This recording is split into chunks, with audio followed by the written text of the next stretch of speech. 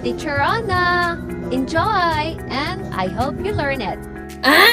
Let's explore what is metacognition, components of metacognition, metacognitive regulation and control, metacognitive teaching strategies. Let's go! So, let's proceed to metacognition. Metacognition is the ability to think about their own thinking. Like, practical gani yung pag-unahuna sa mga butang nga lisod kayo masabtan din. And also aware of how you learn, knowing what strategies best for you. Like, so, let's proceed the example. Example, a student realize they understand a lesson better when they write summarize. So, they choose that method for studying.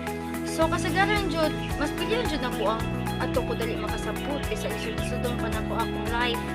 Syempre, para dako tag-score sa exam ba, then also, mas dali magud ka maka-learn kung sa jud imong gusto. Like, gusto ka mag-gains lang ko, kaya para ka na dali rin ako masabtan, hindi ko dali makalimot, dali rin ako maunaan. Next is components of metacognition. First is metacognitive knowledge is like what you know about yourself as a learner. So makauna-una jud ka na kanang nga butang mas ginahan ko ana kay mas dali ko makasabot.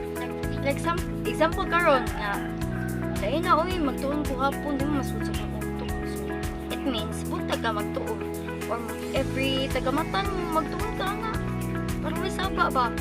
And also para dali sila makasabot and also masudjud ka. Next is task. Like, kaya mo mag-essay yung teacher niya. Kana ganing taas kayong essay, like, pila naman ka paragraph na po, ano ganing. So, yung boto na nakakuha ka deep analysis. Para makasabot ka, umubo na lang sa din essay, dili maglabad yung lumagpasa. Ganing practical jud ba? Ano naman na ba? Practical thinking. Ay, critical thinking na ito. Next is strategies. Using diagrams help me remember complex ideas. So, magpili ka sa diagrams. Ano sa imo mga buhaton? Strategies mo, gains ka boy kay dali ano or mag-perfect organizer ba ko? Okay, highlights ra. Ano dali ka sa practical or critical thinking. Use your critical thinking in a proper way. So, metacognitive regulation. How you manage your thinking. Dili jud ka mag-larhos-lahos o largo-largo lang ng desisyon, guys. Wala pa kakabaw sa resulta. So, dapat jud ka musunod anong tuloon. Planning, monitoring, and also evaluating. Planning, so first, magplano jud ka kay para dali ra ang flow. Or kanang easy na lang kay ba? Kaya na may plano na. Then, monitoring, dapat monitor jud tanan. Para dili mapalpak ang event o kung sa panay mga panghitabo, dili na tamang problema. Then evaluating. In this time, diha na nimo mahibaw-an o successful ba ang imong event or imong pagtuon dako kag score na makuha sa imong pagpaningkamot. Di na kapit mo to, kay magtuon na lang ka permanente. Nga na ganun. So, na tanan, dapat na jud kay planning, monitoring, evaluating, kay para masujud imong thinking and also daghan kag I have an example about planning, monitoring, and evaluating. So example, before an exam, a student plans the review. That's planning, okay? Nag-plan pa sila nga mag-review. Checks if they understand K concept. That's monitoring. I-check nila o nakasabot pa sila ng K concept.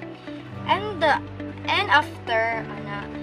after the exam reflects on what study methods help us. So, muna siya ang evaluating. So, first, nag-plan sila. Mag-plan sila nga mag-review. Second is, kanang sa ito, i-checks nila o kanang mas nakasabot ba sila sa K-concept, and evaluating is kanang ang evaluate nila og ni-reflects ba jud ang ilang pagtuo or pag-check sa K-concept. Muna siya, importante jud nga di jud ta maglaws-laws na tulad. Na jud tay na jud ay process like planning, monitoring, and evaluating para much more nga dako tag score or like for example event like ato kung gihatag una nga mas kinahanglan jud siya nga kana practical or critical di jud nang wag kang guys words and critical thinking mo jud na way nga mas dali or makasabot ta sa ato ang masabtan. Next is metacognition, regulation, control. First, control means taking charge of how you learn. Ingan na ganito. Taking charge though of how you learn. Di mo gunahon na ka way nga kung saan mo pagkat-on. The next is regulation means adjusting your method as needed. I-adjust jud mo yung needed o kinahanglan na jud siya. Like, dili na jud mo lisod-lisod mo life, no? Okay, grabe jud dili kay malabad atong ulo sa mong magtuon tangaway kaon. Sus, di jud na musud sa utok. Sagon sa pa na to push. Next is metacognition's teaching strategies. Teachers can help students build metacognitive. Yes, dako ka nagtabang ang mga maestra para maka-katong tagdaghan. Sugad pag kinder hangtod college naman ka na dalang kay maestra. Nang na daw pila ipako ninyo pila ka maestra ang tabang nimo para ikaw makakatong o bisag unsa nga way. Sila jud ni tabang na to guys. And also ano siya mga processes. Think aloud. Dapat takuon jud mo na.